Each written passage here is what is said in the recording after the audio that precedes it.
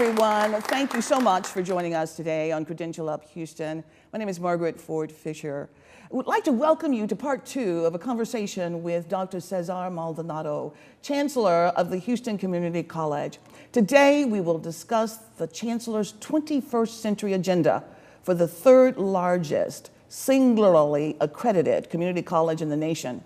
In this conversation, we will discuss how the Chancellor and his team of 100 implemented a strategic transformation plan that is changing the culture of the institution and is leading to multiple pathways for student success. Chancellor Maldonado, thank you so very much for joining us today. It's good to be here. Thank you for having me. Indeed. You know, it's really wonderful when we look at the progression of institutions and how those institutions are moving forward to serve the communities. And so you came to Houston in 2014, and you looked at our institution. You had the assessment of the institution, but you had the vision also of how we could serve all of the residents of the vast communities. And so you had obviously been a part of all of the discussions and panels and so forth with futurists to talk about where the 21st century is heading. So that made a difference. So with the first step, you looked at a transformation plan after you had gathered all of the data based upon all of what you knew, all of what you had been involved in discussions on national and international panels. So tell us about the transformation, because that was really key to lead us to the transformation that is continuing to make a significant difference in our city and in our state, for that matter. Well, the idea of transformation started during my interview process. The Board of Trustees asked me to comment on the organization chart. And I focused on what wasn't on the organization chart, is a look to the future.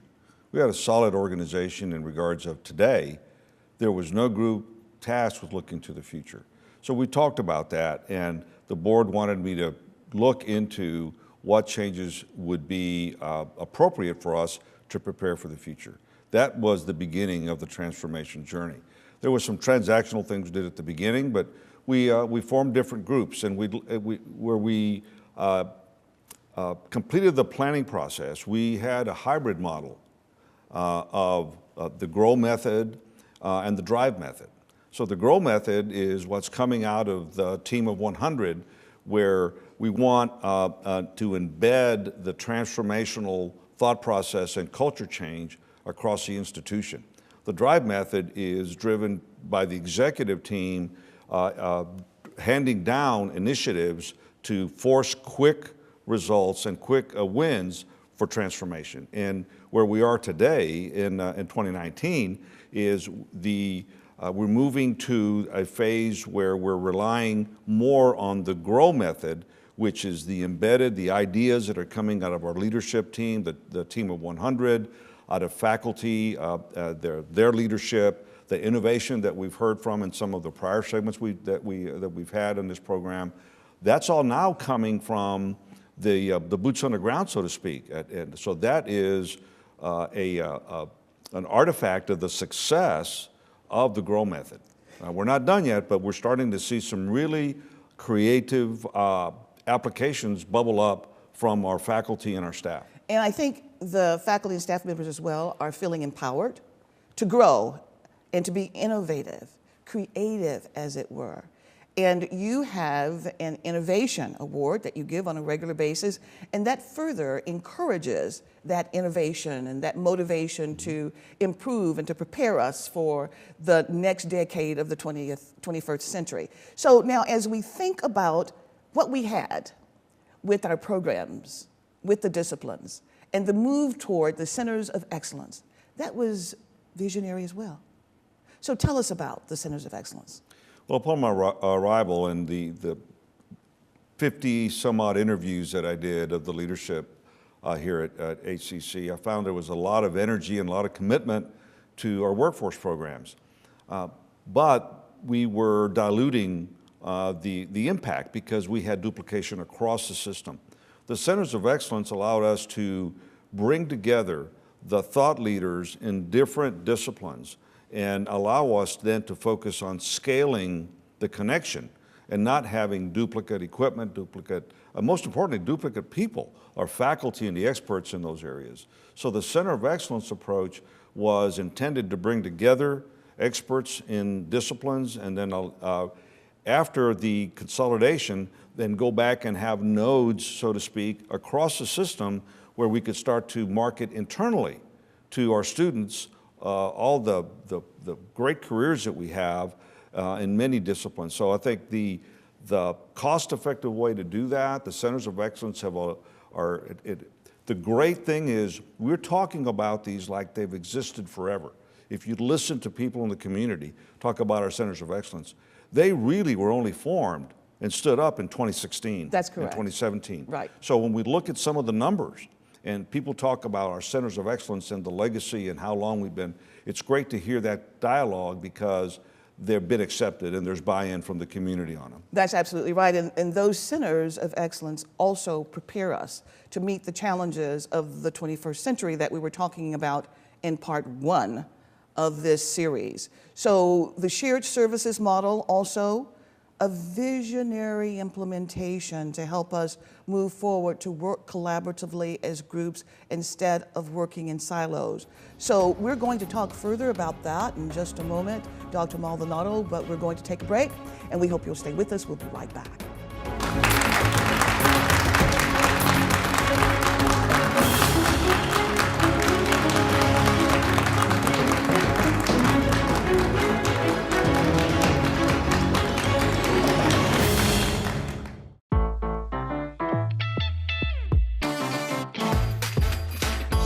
HCC.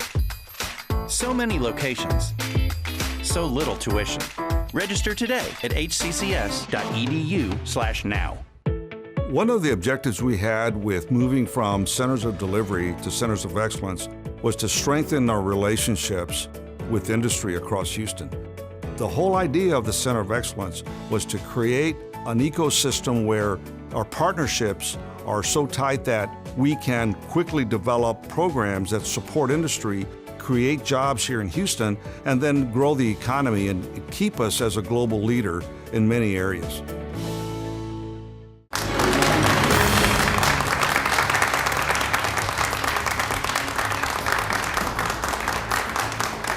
Welcome back to Credential Up Houston. We are having a conversation today with the Chancellor of the Houston Community College, Dr. Cesar Maldonado. And in this segment, we are focusing on embracing Houston Community College's 21st century future to serve the community.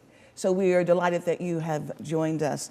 And Dr. Maldonado, as we look at the embracing of the future for Houston Community College and of the service area, we were talking about the transformation and the centers of excellence, but the shared services was a part of that as well. So tell us about the shared services and how that helps to move us forward. Well, part of embracing our future is building our future. And to do that, we need to be more responsive to our needs and the needs of our students and our stakeholders, the employers and the community. The concept of shared services isn't new, but it's fairly new in higher ed, where similar to the Center of Excellence model, we can concentrate expertise in subject matter and then share that expertise across the entire system. The transformation that we're going through is really based on sustainability. And that's the fundamental of we need to have an environment, a system, a culture that is responsive, that helps us achieve the goals to allow us to be as relevant 10 years from now as we are today. So with the transformation, are you pleased with the way it is progressing as you look at what your expectations are? And as we look at the sustainability that you made reference to earlier, obviously we know that everyone has to be a part of what Peter Senge says would be the fifth discipline, and which one we're going to focus on, whether it's systems thinking or the mental model, etc. So as you look at the transformation and all of the groups that you brought together for the meetings and the T100 group as well, it seems to me that one of the things that came from that was the systems thinking, that shared agreement among the team that we're moving forward in a positive direction that will benefit our communities. And so that's a positive. It is, and we've made tremendous progress. As you know, most transformation efforts fail. We're beyond the point of slipping back. We're not complete yet. We're not done. We've got some more changes to make, but we are beyond the point where traditionally an organization would tend to slip back to its prior state. And the responsiveness internally is what's going to keep us from slipping back. So the shared services really brings that to the forefront. And breaking down the silos is part of system thinking. What happens in one division of our college affects the other division. And if you study the theory of constraints, there's always a constraint. It just moves around the system. When you fix one issue, another issue, unintended consequence pops up. So where we are today is navigating shared services, developing the agreements between the different divisions to be able to improve responsiveness and impact student success. Well, what you said is so key also with respect to moving forward. I think with the systems thinking, the personnel they've bought into that, and they know that we're not going back, and so they get on board and everybody is moving in the right direction. And of course, change is difficult for some, but that adaptability is also a part of a 21st century skill set. So that's very important. So now as we look at Peter Singay, for example, you've been involved in meetings with him, and I think it's so fascinating because you brought the book to us, The Fifth Discipline, which is so fascinating. And in the book, he has his 5 disciplines listed. And I'm wondering, which of the disciplines do you think has helped the HCC team the most? The systems thinking, I believe, has had the most impact. When I see the team of 100 gathering to discuss initiatives, to discuss what the next steps are, there is a heightened awareness of what happens in one part of our organization affects the other. What happens in financial aid, that one is easier to connect than what happens in the master schedule for courses. How does that affect student success? With the end game of student success, the dialogue, one of my favorite parts of the book are the archetypes and the causal loop diagrams. Yes. And if you go to those, we can take any one of those archetypes and apply it to what we do and learn from it. Yes. So that even though that book was written a while back, it still is applicable today. In the HCC service area, there's almost 1.7 million adult Houstonians that are projected for 2022, 1.6 million today. So you have a large service area. The median age is 34, so it's rather young. Half and half, male, female, 50% each. So the challenge to educate the community, to provide the vast resources necessary to ensure that the colleges are properly equipped with everything that is needed to educate students for the workforce is really critically important. So as we do that as a district, technology becomes important, innovation becomes important, and that systems thinking is critical. So that's what I'd like for us to touch on, Dr. Maldonado, when we come back from break. Please stay with us.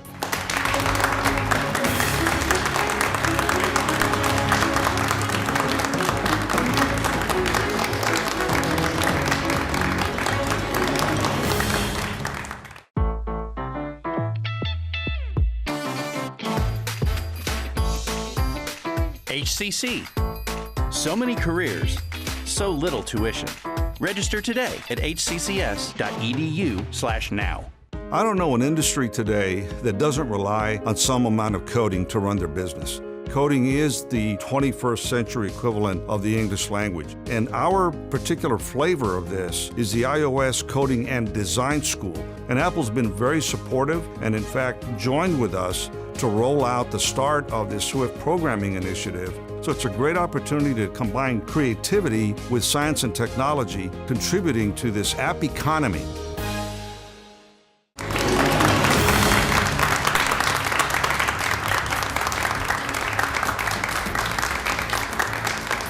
Welcome back to Credential Up Houston. We are having a conversation about education and embracing Houston's future with the Chancellor of the Houston Community College, Dr. Cesar Maldonado. And in the last segment, we were talking about the transformation, the shared services, the centers of excellence that have moved us to a great place to be able to serve the community. We also touched on Peter Senge. And Dr. Maldonado, what we'd like to do is to talk about, as you see Peter Senge and you see Franz Johansson, how have those individuals helped to influence the direction of innovation in the institution and with some of the initiatives that we have underway? Well, both of those names you mentioned are fascinating individuals, and I've met both of them, and I've listened to them, and I've quizzed them on some perspectives. And I can offer that where Peter Senge is right now. What's beyond systems thinking? And what can be inclusive of the Medici effect and the intersections that are allowed when we take that type of a view that's championed by Franz Johansson. It's deep listening, and that's what Senge is focused on right now with Otto Schwarmer, looking at what impacts systems thinking. We all come to the table with biases. I'm an engineer in training. I come with an engineer's perspective. We need to work hard to check our biases at the door, so to speak, and truly listen to the perspective of the person that we want to work with, the partner, the innovator. What's the goal? What's the true mission?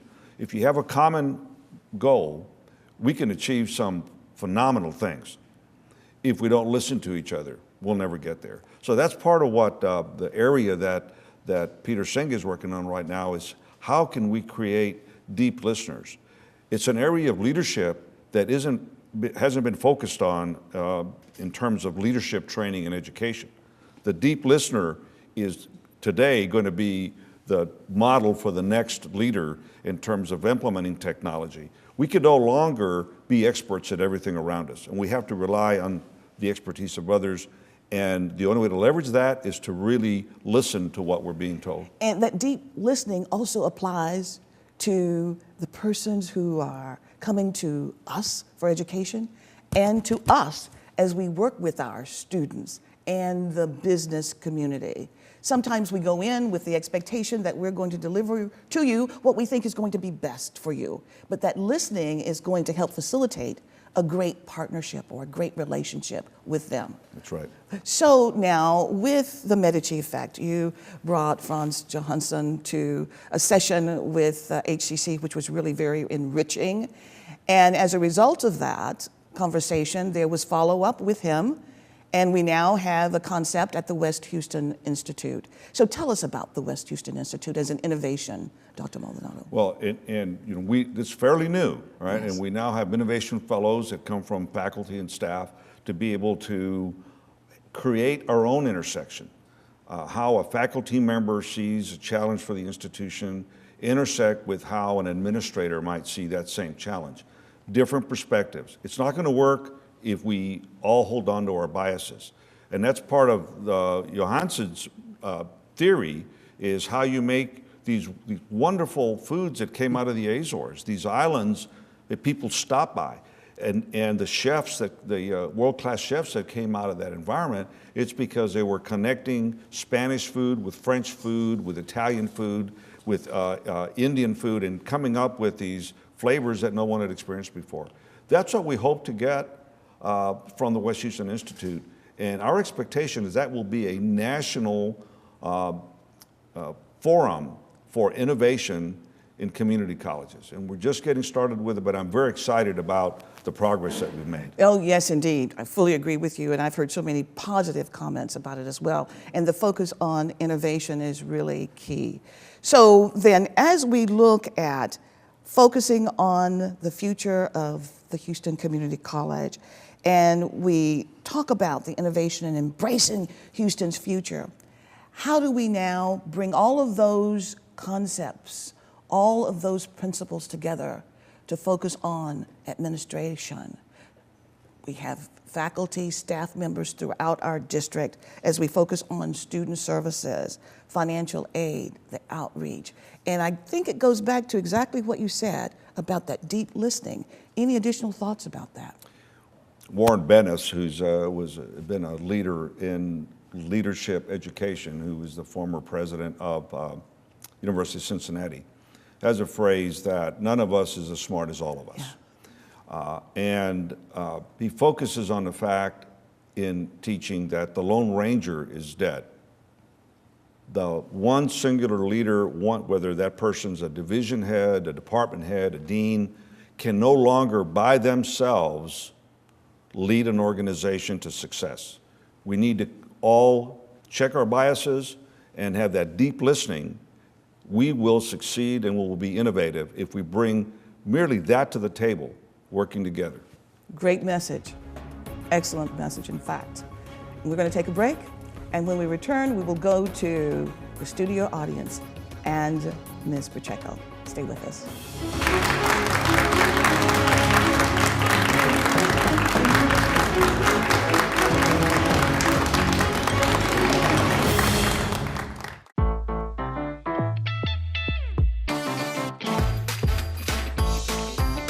HCC.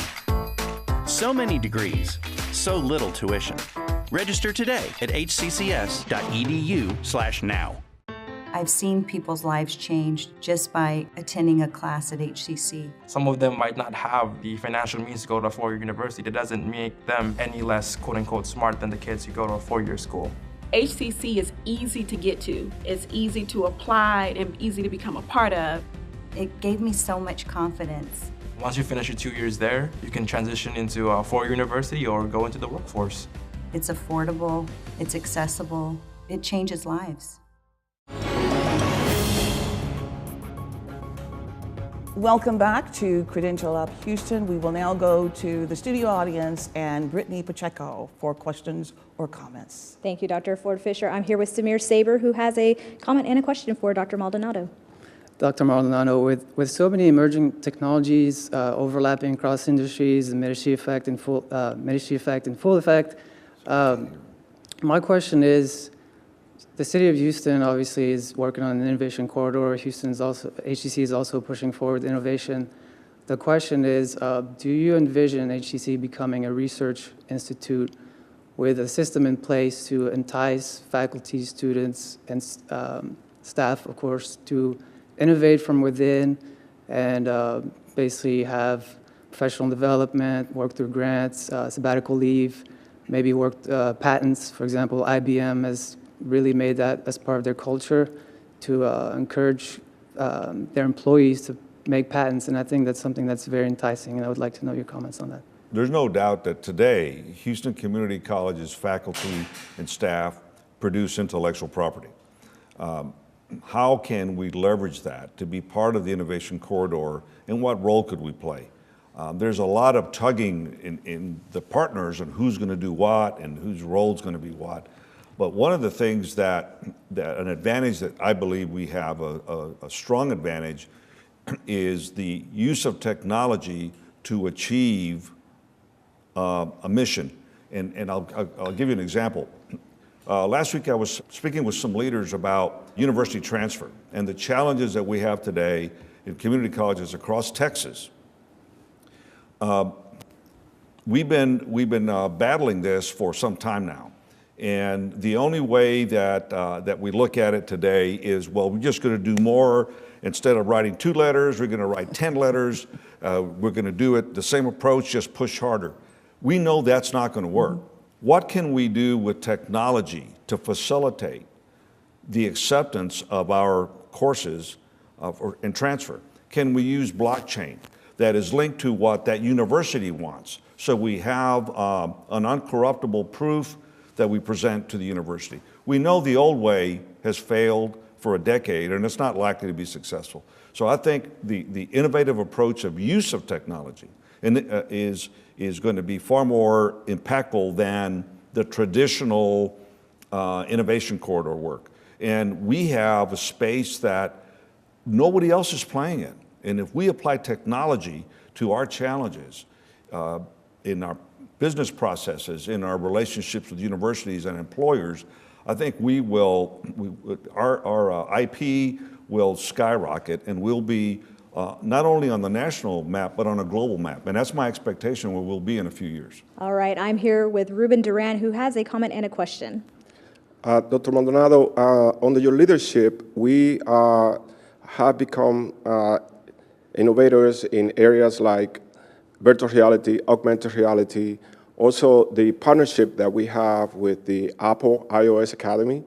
And I'm kind of like want to segue again back to the innovation corridor that we understand RISE and the Sears building, the University of Houston, and some others are a part of. And so my question is, if you can elaborate as to how we that are in the field dealing with these emerging technologies and had been also invited to places like the New York Media Lab, in where New York, NYU, Columbia, and the city have actually put together something like this corridor. How can we in the field get involved in that initiative, and what is the role, again, that HCC plays? What is the space that we're going to play in, I think, is first what we need to identify. And the difficulty is the personalities of our partners in this endeavor. The unbiased listening that I referred to earlier is something that we all need to bring to the table. Right now, I know researchers that are working on healthcare innovation. They don't know how to write code. They are physicians. They come up with some algorithms. They need someone to write those algorithms into an app that then sends wireless information through a wireless medium to be able to get to a server to run some kind of analysis. Today, on my watch, I can do a EKG. I can put that in a PDF and send it to my physician. There are thousands of applications that are going to be coming through the innovation corridor that are going to need support of coding, of technology, and of implementation. And right now, I think that's our starting point that we can latch onto. I'm here with Dr. Ritu Raju, and she has a question for Dr. Maldonado. This is an exciting time for advanced manufacturing. New technologies like 3D printing, the Internet of Things, robotics, these are revolutionizing the face of advanced manufacturing. And contrary to the popular belief that manufacturing is going away, these are going to create a plethora of new high-tech jobs for our 21st century learners and workers. HCC is working hard to provide curriculum in these areas. How do you see the role of HCC in shaping this manufacturing revolution? Similar to my comments on the prior question, the space that we play in is the implementation space. We will expand out of that because we can make stuff. Our faculty, our students can make stuff. Other people can think it, and there's brilliant minds that we're working with, the physicians that I mentioned earlier. But when you look at the partnerships and how we can build that, today in our advanced manufacturing department, we are taking designs that are coded at Rice and we're building those. They don't have the technology that we have. Rice is a phenomenal institution. Their mission is different. So I think the partnerships, the unbiased listening, the fifth discipline model, not only at HCC but outside of HCC, is going to be our pathway to success in this century. Dr. Maldonado, this has been absolutely magnificent. Thank you so very much for giving so generously of your time to share with us. We really do appreciate you. And obviously we are moving forward, and we appreciate that so much as a result of your leadership and your vision. And to all of the members of our audience today who joined us, we thank you so very much. And we thank you also for watching. So remember to always remember to credential up.